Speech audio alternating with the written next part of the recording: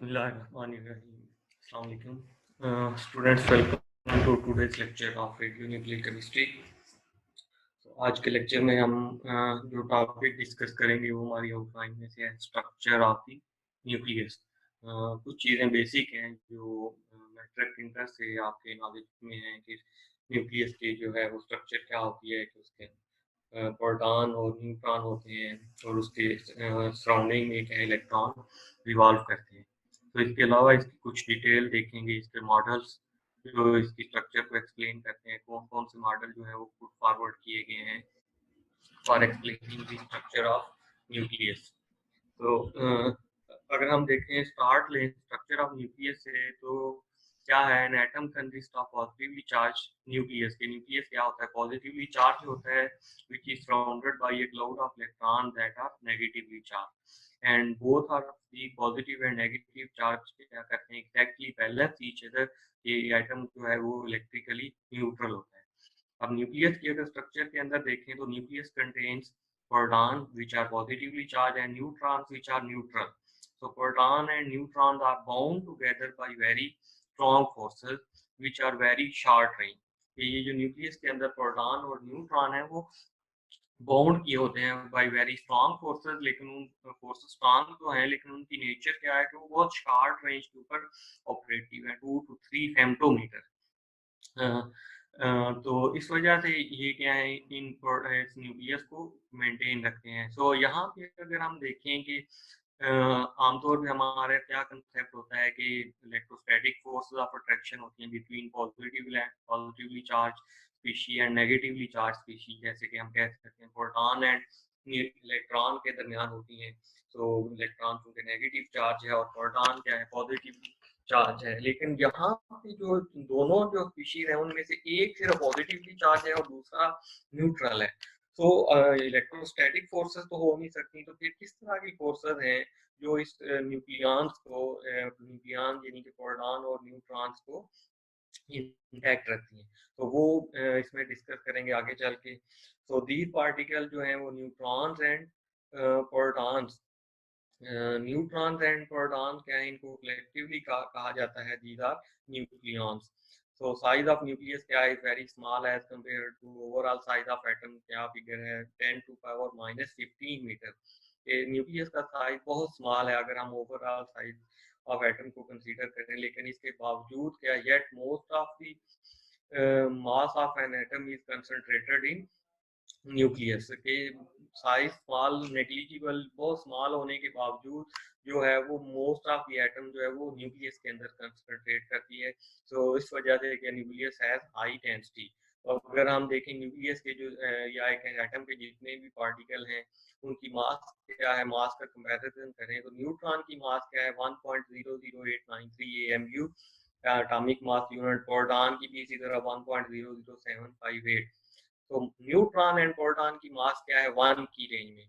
लेकिन सॉरी यहाँ पे होना चाहिए था मास ऑफ इलेक्ट्रॉन, ये जो है जहाँ पे आपका हाइलाइटर है ये it is mass of electron. तो मास ऑफ इलेक्ट्रॉन अगर हम देखें तो it is 0.00548 KMU। So mass of electron is negligible, therefore mass of nucleus is considered as mass of an atom। therefore mass of nucleus जो है वो is considered as mass of an atom। थोड़ी सी यहाँ पे corrections करने की जरूरत है कि mass of electron जो है is negligible, therefore mass of nucleus is considered as mass of an atom। सो इस वजह से क्या है, चूंकि ज्यादा जो मास है वो न्यूट्रॉन एंड प्रोटॉन के, और न्यूट्रॉन और प्रोटॉन कहाँ पे, न्यूक्लियस के अंदर। तो इस वजह से न्यूक्लियस की जो है वो ज्यादातर मास होती है जो एटम की मास को कंसीडर किया जाता है, और न्यू इलेक्ट्रॉन की मास जो है वो ऑलमोस्ट क्या है उसको हम जीरो कंसीडर करते हैं फॉर द प्रैक्टिकल पर्पसेस। तो ये बाकी चीजें एटॉमिक नंबर से रिलेटेड और एटॉमिक मास से रिलेटेड के एक एटम के अंदर जितने प्रोटॉन होंगे उतने ही उसके अंदर इलेक्ट्रॉन होंगे, जिसको एटॉमिक नंबर को रिप्रेजेंट किया जाता है जी से। इसी तरह number of proton in nucleus और number of neutron in nucleus, इनको ऐड करें तो it is called the mass number, atomic mass represented by ये। फॉर एग्जांपल अगर हम देखें कार्बन की एलिमेंट की सिंबल जो है वो C और 6 उसका एटॉमिक नंबर, मतलब क्या है 6 प्रोटॉन है, और जितने प्रोटॉन होंगे उतने ही उसके अंदर इलेक्ट्रॉन है। तो अब 6 प्रोटॉन है और एटॉमिक मास उसका 12 है, तो 12 माइनस 6 तो इज इक्वल टू 6 न्यूट्रॉन। तो इसी तरह कुछ एक टर्मिनोलॉजी हम डिस्कस करते हैं एटम से रिलेटेड ही। आइसोटोप क्या है? वो atoms of the same element having same number of protons but different number of neutrons. इनके पास क्या है, प्रोटॉन सेम होते हैं तो इलेक्ट्रॉन भी क्या होंगे, सबके अंदर सेम होंगे। डिफरेंस कहाँ पे आ रहा है? Different number of neutron. तो चूंकि न्यूट्रॉन डिफरेंट है, इलेक्ट्रॉन सेम है, तो केमिकल प्रॉपर्टीज जो है वो एटम्स की डिपेंड करती हैं ऑन दी इलेक्ट्रॉन। तो इलेक्ट्रॉन सब आइसोटोप्स में सेम होंगे तो इस वजह से they will have same chemical property. लेकिन चूंकि न्यूट्रॉन डिफरेंट है, न्यूट्रॉन अगर डिफरेंट है तो उसका मास डिफरेंट हो जाएगा, न्यूक्लियस का मास डिफरेंट हो जाएगा, एटॉमिक एटम का मास डिफरेंट हो जाएगा, और अल्टीमेटली क्या हुआ, आइसोटोप का मास डिफरेंट होगा। तो इस वजह से अगर मास डिफरेंस हुआ तो या उसकी वजह से इनकी फिजिकल प्रॉपर्टीज जो है वो डिफर कर जाएंगी। लाइक डेंसिटी उनकी बढ़ जाती है, आइसोटोप्स की डेंसिटी सेम नहीं होती। कुछ एग्जांपल जो हैं वो नॉर्मली अगर हम देखते हैं, ऑक्सीजन के 3 आइसोटोप्स हैं, एटॉमिक नंबर 8, सब में प्रोटॉन भी 8-8 हैं और इलेक्ट्रॉन भी 8-8 हैं। लेकिन न्यूट्रॉन, ऑक्सीजन का जो 16 वाला आइसोटोप है उसमें 8 न्यूट्रॉन है, जो 17 वाला है उसमें 9 न्यूट्रॉन है, और जो 18 वाला है उसमें 10 न्यूट्रॉन है। इस तरह यूरेनियम के जो 3 आइसोटोप हैं 235, 8 and 39, each have different number of neutrons. इसी तरह isobars, atoms which have same mass number। पहले क्या था, एटॉमिक नंबर सेम था लेकिन मास नंबर डिफरेंट हो रही थी आइसोटोप्स के केस में। लेकिन अब यहाँ पे आइसोबार्स क्या होंगे, which have same mass number same है बट डिफरेंट एटॉमिक नंबर। अब यहाँ पे आगे चलने से पहले अगर एटॉमिक नंबर ही डिफरेंट हो गया तो इसका मतलब है वो एलिमेंट डिफरेंट हो जाएंगे, एक एलिमेंट ही। आइसोटोप में क्या था, एलिमेंट एक ही था लेकिन उसके डिफरेंट आइसोटोप्स थे। अब आइसोबार्स में जब एटॉमिक नंबर डिफरेंट हुआ तो इसका मतलब है कि it is not the same element but these are different elements. So these are atoms of different elements have different physical and chemical properties. ये atoms अगर element different हैं तो जिस वजह से उनके अंदर इलेक्ट्रॉन भी डिफरेंट होंगे, प्रोटॉन डिफरेंट होंगे, तो इस वजह से उनकी सारी फिजिकल एंड केमिकल प्रॉपर्टीज भी डिफरेंट होंगी।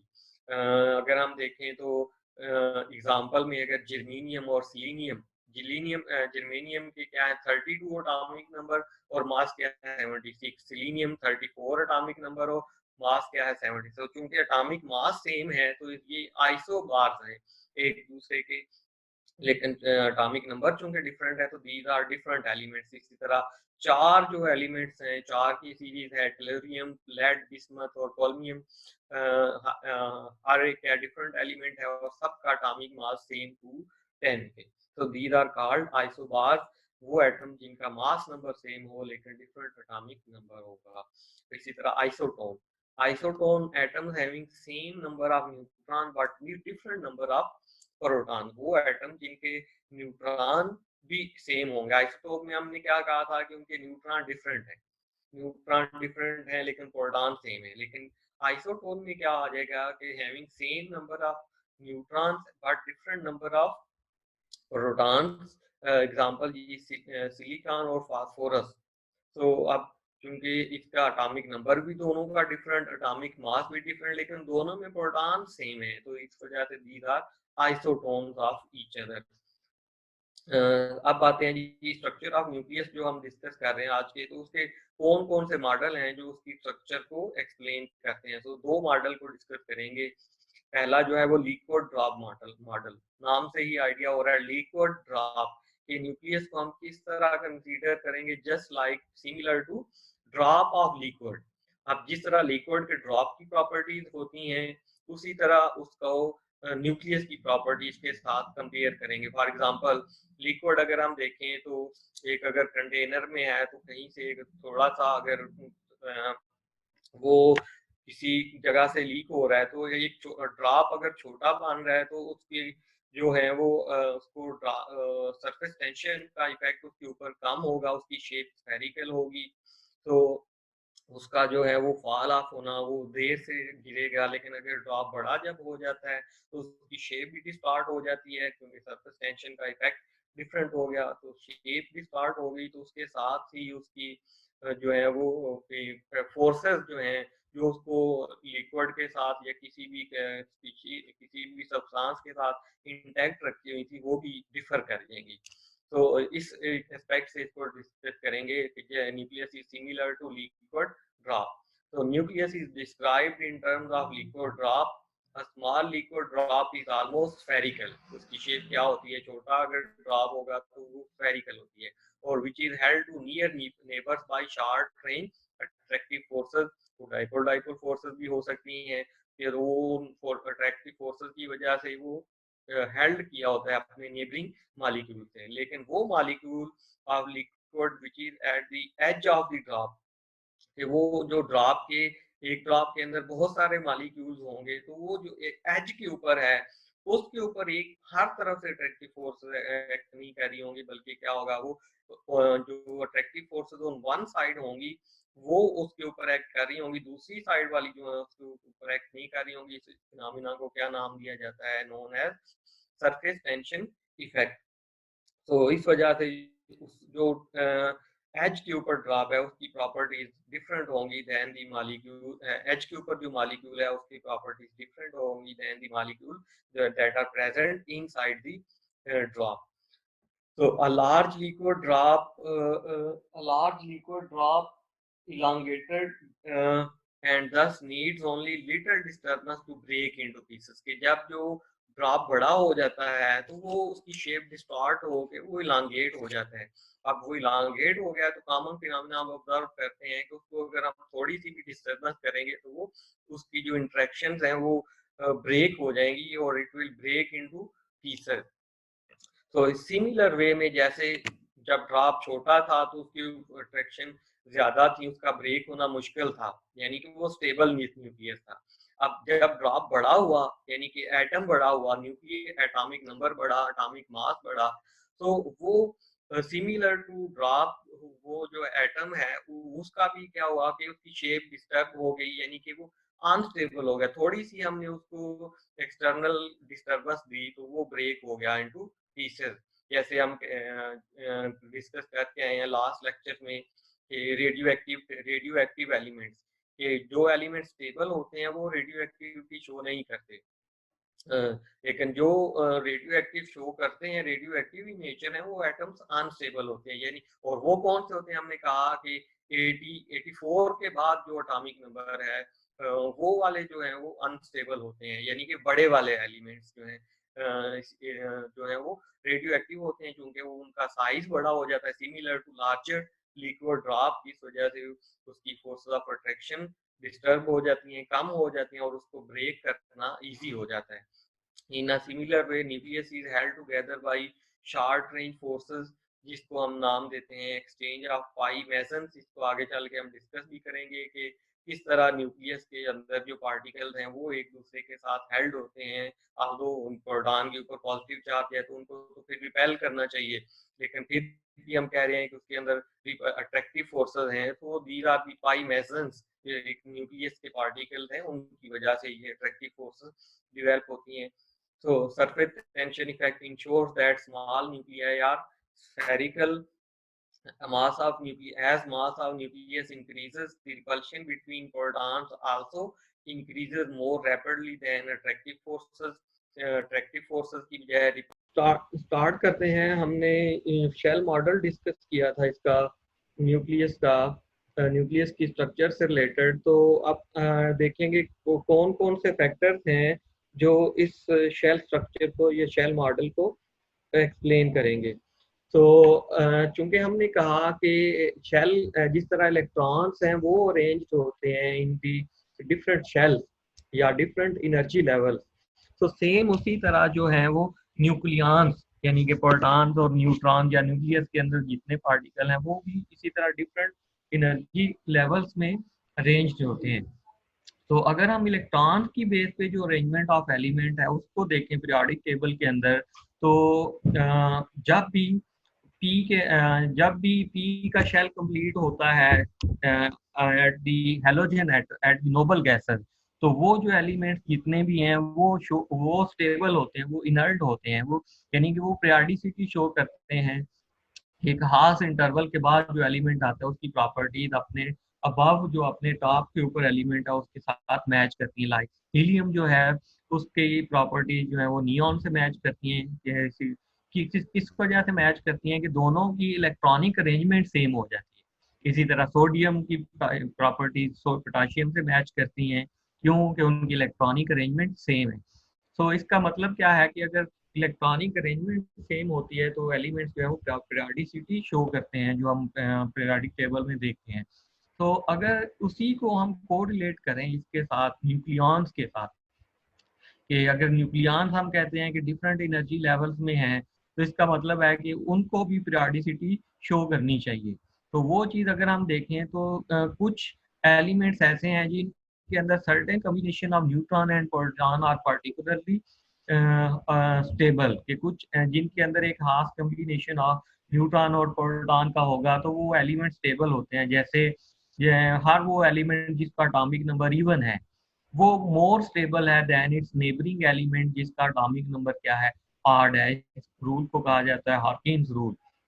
इसी तरह जी elements of even atomic number are richer in isotope. है दूसरी पीरियोडिसिटी क्या आ गई कि वो एलिमेंट्स जिनका एटॉमिक नंबर क्या है, इवन है, उनके आइसोटोप्स ज्यादा हैं, यानी कि they never have less than 3 stable isotope, के किसी का भी 3 से कम स्टेबल आइसोटोप नहीं है, और एवरेज उनकी जो है वो 5 से 7 है।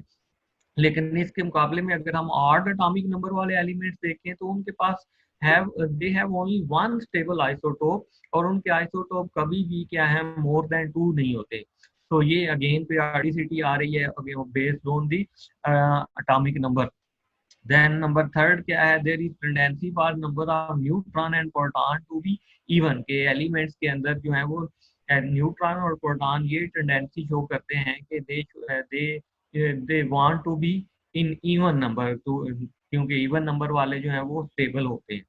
तो ये जो फैक्टर्स हैं उसको सपोर्ट कर रहे हैं शेल मॉडल को, कि पीरियोडिसिटी आ रही है इन दी न्यूक्लियर प्रॉपर्टीज।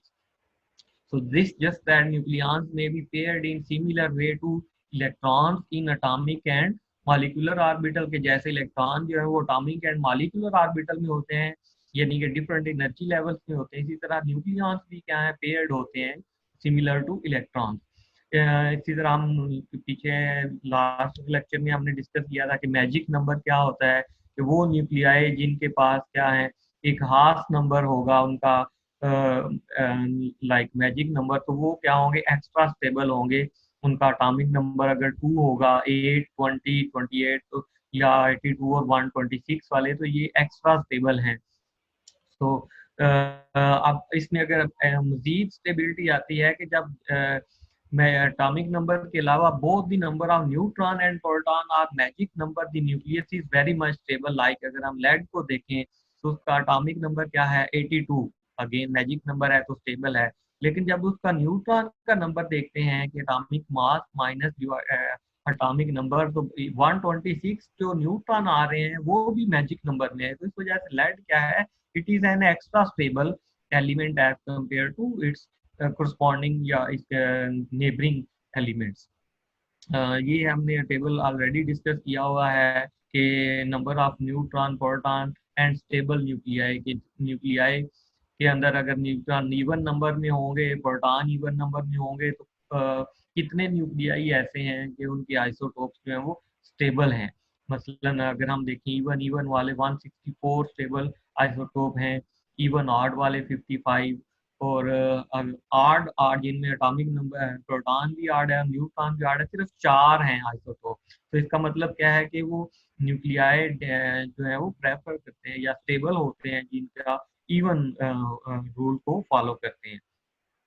इसी शेल मॉडल की बेस पे हम गैमा रेज को भी एक्सप्लेन कर सकते हैं कि which are emitted from the nucleus.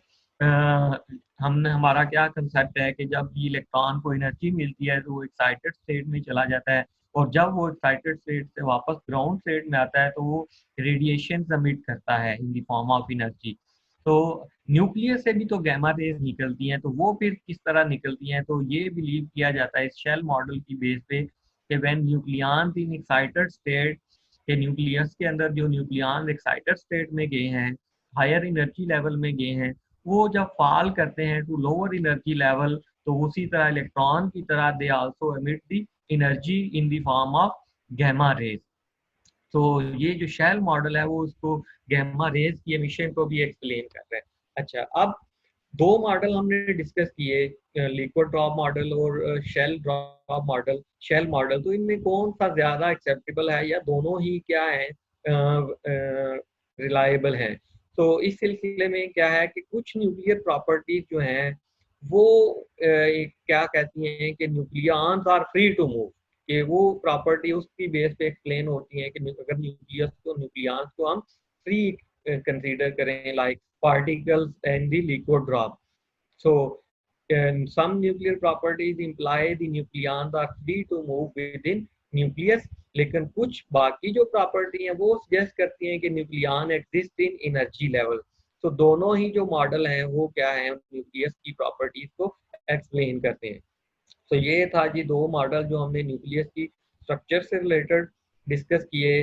तो अब हम देखते हैं कि फोर्सेस इन दी न्यूक्लियस हम कह के आए हैं जी कि न्यूक्लियस के अंदर फोर्सेस हैं जो प्रोटॉन और न्यूट्रॉन्स को और बाकी पार्टिकल्स को स्टेबल इंटैक्ट रखती हैं, attractive forces.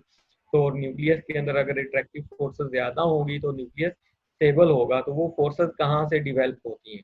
So in a stable nucleus, attractive forces are greater than repulsive forces and vice versa for the unstable nucleus. Unstable nucleus में क्या होगा, repulsive forces ज्यादा होंगी than the attractive forces. तो अब ये जो attractive forces हैं इनकी नेचर क्या है? These attractive forces in the nucleus cannot be electrostatic. हम ऑलरेडी डिस्कस कर चुके हैं कि ये इलेक्ट्रोस्टैटिक तो हो नहीं सकती। दो रीजन हैं इसकी इलेक्ट्रोस्टैटिक नेचर ना होने की। नंबर वन, इलेक्ट्रोस्टैटिक क्या होता है कि अपोजिट चार्जेस होने चाहिए, पॉजिटिव चार्ज भी होना चाहिए और नेगेटिव चार्ज भी होना चाहिए। लेकिन न्यूक्लियंस के अंदर तो नेगेटिवली चार्ज जो है वो प्रोटॉन पार्टिकल है ही नहीं, सिर्फ प्रोटॉन पॉजिटिवली चार्ज है, न्यूट्रॉन न्यूट्रल है। तो इसका मतलब क्या है कि these are not in electrostatic of origin. और दूसरी क्या है, इलेक्ट्रोस्टैटिक फोर्सेस हैं उनका जो ऑपरेटिव डिस्टेंस है वो ज्यादा होता है as compared to the forces in the nucleus. Nucleus के अंदर जो फोर्सेस, अट्रैक्टिव फोर्सेस हैं, दे क्या है, act only over very short distance, बहुत कम डिस्टेंस है। अगर इलेक्ट्रोस्टैटिक होती तो इनका डिस्टेंस ज्यादा डिस्टेंस तक ऑपरेटिव होती, लेकिन ये वाली जो है वो बहुत शार्ट डिस्टेंस, यानी कि 2 to 3 फेम्टोमीटर, बहुत शार्ट डिस्टेंस है। तो इसका मतलब है कि ये भी उसको सपोर्ट कर रहा है कि these are not of electrostatic origin. अब अगर इलेक्ट्रोस्टैटिक ओरिजिन नहीं है तो फिर किस तरह ये फोर्सेस डिवेल्प होती हैं? तो हम देखते हैं कि as two atoms are held together by sharing of electron, ये दो एटम हैं, हाइड्रोजन हाइड्रोजन के एटम, ये क्लोरीन हाइड्रोजन और क्लोरीन का एटम है। तो वो क्या करते हैं, एक दूसरे के साथ किस तरह इकट्ठे रहते हैं कि वो इलेक्ट्रॉन शेयर करके बॉन्ड बनाते हैं। सो लाइकवाइज टू पार्टिकल्स, जो न्यूक्लियर पार्टिकल्स हैं, may be held together by sharing particle, कि वो जो है जो न्यूक्लियर पार्टिकल्स हैं, प्रोटॉन और न्यूट्रॉन है, वो भी इकट्ठे तब रहते हैं कि वो पार्टिकल शेयर करते हैं। अब कौन सा पार्टिकल शेयर करते हैं? वो एक पार्टिकल है पाई मेसन, जो दीदार न्यूक्लियस के अंदर पार्टिकल है जो हम देखते हैं प्रोटॉन और न्यूट्रॉन के अलावा हैं।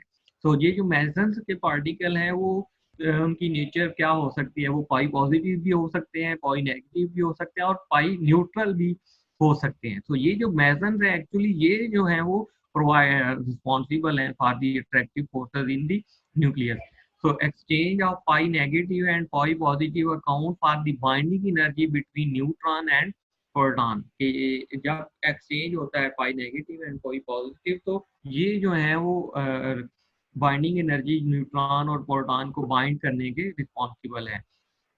The resultant attractive forces are indicated by dotted lines in the example below। अगर हम देखें कि न्यूट्रॉन जब प्रोटॉन में ट्रांसफॉर्मेशन हो रही है तो पाई नेगेटिव मेसन है, तो प्रोटॉन और न्यूट्रॉन के दरमियान अट्रैक्टिव फोर्सेस, इसी तरह प्रोटॉन की ट्रांसफॉर्मेशन न्यूट्रॉन में हो रही है तो mason particle pi positive nature, which is again responsible for attractive forces between neutron and proton। तो इसी तरह जी पाई नेगेटिव और पाई पॉजिटिव हमने देख लिए कि कब बनते हैं, जब न्यूट्रॉन ट्रांसफॉर्म इनटू प्रोटॉन या प्रोटॉन ट्रांसफॉर्म इनटू न्यूट्रॉन। इसी तरह पाई न्यूट्रल जो है वो method is exchange between two जो है वो pi meson is exchange between two protons or two neutrons। कि जब भी एक्सचेंज होता है बिटवीन ट्रांसफॉर्मेशन होती है प्रोटॉन प्रोटॉन के दरमियान, तो पाई न्यूट्रल। तो ये भी पार्टिकल हैं जो रिस्पॉन्सिबल होंगे for the attraction between proton and neutron. So attractive forces between proton neutron, neutron neutron and proton proton are all similar in strength। कि जितनी भी न्यूक्लियस के अंदर अट्रैक्टिव फोर्सेस हैं डेवलप हो रही हैं, चाहे वो प्रोटॉन न्यूट्रॉन के दरमियान है, चाहे वो न्यूट्रॉन न्यूट्रॉन या प्रोटॉन प्रोटॉन के दरमियान, उन सब की स्ट्रेंथ क्या है, सेम है। इसका मतलब है कि ये जो फोर्सेस डेवलप हो रही हैं पाई मेसन्स की वजह से, तो ये जो पाई मेसन्स हैं वो पाई नेगेटिव पॉजिटिव और न्यूट्रल हो तो वो सेम नेचर के हैं सारे। तो different types of meson have similar masses। The masses of pi neutral is 264 times of electron and masses of both pi positive and negative are 273 times of electron। So all mesons are very unstable outside are the nucleons held together and more stable is the nucleus। के जैसे ही binding इन energy increase होने का मतलब क्या है कि nucleons जो है वो आपस में स्ट्रांगली हेल्ड हुए हैं। इसका मतलब क्या है कि न्यूक्लियस क्या है, स्टेबल है। So binding energy is not provided from outside source. के न्यूक्लियस को जो बाइंडिंग एनर्जी है वो आउटसाइड सोर्स से नहीं मिलती, बल्कि कहाँ से मिलती है कि some mass of nucleus is converted into energy to bind proton and neutron. अगर न्यूक्लियस की कुछ मास जो है वो एनर्जी में कन्वर्ट हो रही है, तो इसका मतलब क्या है कि एक्चुअल मास जो हम एक्सपेरिमेंटली ऑब्जर्व करते हैं किसी भी एटम की, किसी भी न्यूक्लियस की, so is always less than the calculated mass। कि वो जो थ्योरेटिकल मास हमने बेस की हुई है, कैलकुलेट की हुई है based on number of neutrons and proton, तो वो एक्चुअल मास हमेशा उससे कम होगी, क्योंकि कुछ मास जो है जो कैलकुलेटेड मास थी वो यूज हो गई है, कन्वर्ट हो गई है into energy, binding energy. So this difference between calculated mass and atomic mass is called mass defect, and this fraction of nuclear mass is converted into binding energy। यानी कि calculated mass is equal to mpz plus mna minus z। mp क्या है, मास of proton, और d क्या है, atomic number. यानी कि mass of one proton multiplied by total proton. तो टोटल प्रोटॉन की मास इससे आ जाएगी। देन mn क्या है, मास of neutron. Mass of one neutron multiplied by total number of neutron हम कैसे निकालते हैं, एटॉमिक मास में से एटॉमिक नंबर को माइनस करते हैं। तो क्या होगा, mass of neutron plus mass of proton, total mass of neutron total mass of proton is equal to calculated mass जो है, जो हम थ्योरेटिकल हमारी होती है। So mp is the total mass of proton, mna minus the total mass of neutron। तो delta m क्या है, मास डिफेक्ट। मास डिफेक्ट क्या होगा, कैलकुलेटेड मास माइनस क्या है, एक्चुअल मास। m रिप्रेजेंट कर रहा है एक्चुअल मास को। So relation between mass defect and binding energy is given by Einstein equation। E is equal to delta mc square। c किसको represent कर रहा होगा, वेलोसिटी ऑफ लाइट को, और डेल्टा m क्या है, मास डिफेक्ट। तो जितना मास डिफेक्ट होगा उसको अगर 931 से मल्टीप्लाई कर दिया जाएगा, तो ये जो बाइंडिंग एनर्जी होगी इसकी यूनिट होगी million electron volt. So mass defect अगर हम इन चीज़ों को डिफाइन करें तो mass difference between nucleus and its constituted nucleons is called mass defect. Nuclear binding energy क्या है, energy required to break a nucleus into its individual nucleon is called nuclear binding energy. मसलन अगर हम देखें binding energy for helium की, कितनी binding energy थी जिसने हीलियम के न्यूक्लियॉन्स को इकट्ठा रखा हुआ था, तो वो एनर्जी होगी is equal to the energy change for the reaction. कि अगर हम हीलियम को ब्रेक करें into constituent nucleons, individual nucleon like दो प्रोटॉन है और दो न्यूट्रॉन है, तो इस रिएक्शन के लिए जितनी एनर्जी चाहिए होगी that will be equal to binding energy of helium. So both the binding energy and mass defect are reflections of nucleus stability। यानी कि बाइंडिंग एनर्जी ज्यादा होगी तो न्यूक्लियस स्टेबल होगा, न्यूक्लियस की स्टेबिलिटी को रिप्रेजेंट करता है। मास डिफेक्ट ज़्यादा होगा तो बाइंडिंग एनर्जी यानी कि ज़्यादा एनर्जी कन्वर्ट, ज़्यादा मास कन्वर्ट हुई है बाइंडिंग एनर्जी हाई है। तो higher the mass defect, higher the binding energy and higher the nucleus stability of the nucleus. तो ये जो है फंडामेंटल पार्टिकल जो न्यूक्लियस के अंदर हैं, ये आप लोगों के नॉलेज में होने चाहिए कि इसको आपने रीड कर लेना है कि फंडामेंटल पार्टिकल जो बेसिकली हम कहते हैं कि atom consist of proton, neutron and electron. तो these particles are called fundamental particle. तो इसके अलावा भी बहुत सारे पार्टिकल हैं like positron, neutrons, neutrino, meson are called fundamental particle. तो fundamental particle either a constituent particle of nucleus or one that is produced from a nucleus। तो fundamental particle जो हैं वो या तो न्यूक्लियस के अंदर वो न्यूक्लियस के ऊपर कॉन्स्टिट्यूट करता है, या क्या होते हैं वो that is produce from the nucleus, उसको प्रोड्यूस भी कर सकता है। तो फंडामेंटल पार्टिकल को हम क्लासीफाई कर सकते हैं stable and unstable species. Then further जो है उनकी क्लासिफिकेशन हो सकती है बेस्ड ऑन द मास, जिनकी मास होगी और कुछ क्या होंगे massless particle होंगे। So 32 fundamental particles have been postulated and experimental verification of all have been achieved। सब में all but a few have been के जो कुछ हैं जिनकी एक्सपेरिमेंटल वेरिफिकेशन और आइडेंटिटी जो है वो अचीव हुई है। The important properties by which these particles are defined are their charge, mass and spin। के इन फंडामेंटल पार्टिकल को हम किस बेस पे डिफाइन करते हैं, उनके ऊपर चार्ज क्या है, उनके ऊपर मास क्या है और उनकी स्पिन क्या है। तो ये इलेक्ट्रॉन्स ऑलरेडी इन चीज़ों का आइडिया है, neutron, proton and then neutron discovered by Chadwick by bombarding beryllium with the alpha particles। So all the nuclei except hydrogen nucleus contains neutron। So neutron क्या है, unstable particle outside the nucleus decay कर जाता है into proton, electron and anti neutrino। proton, electron and anti neutrino। So इसकी जो spin है वो show की जाती है, इट इज 1.2 हाफ।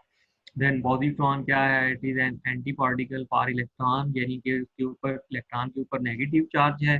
तो सेम उसी तरह का पार्टिकल है, मास सिमिलर टू इलेक्ट्रॉन, लेकिन इसके ऊपर क्या है पॉजिटिव चार्ज है। लेकिन ये स्टेबल पार्टिकल है, but on interaction with an electron it is destroyed into energy, 2 photons are produce.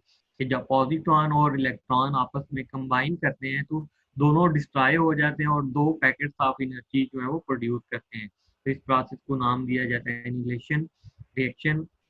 Then neutrino and anti neutrino was postulated by Pauli। So then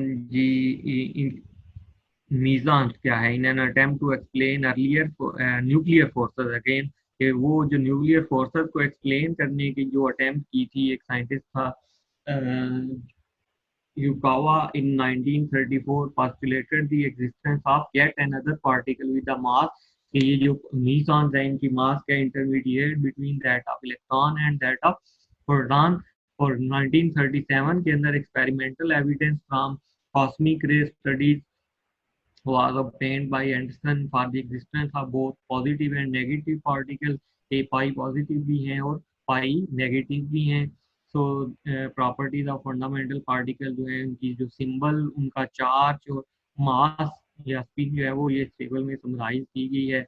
तो ये जो फंडामेंटल पार्टिकल जो basic जो हम डिस्कस किए हैं, proton electron के अलावा पॉजिट्रॉन भी हो सकता है, न्यूट्रॉन और पाई मेसन। हाँ जी, ये था जी आज का लेक्चर आपका।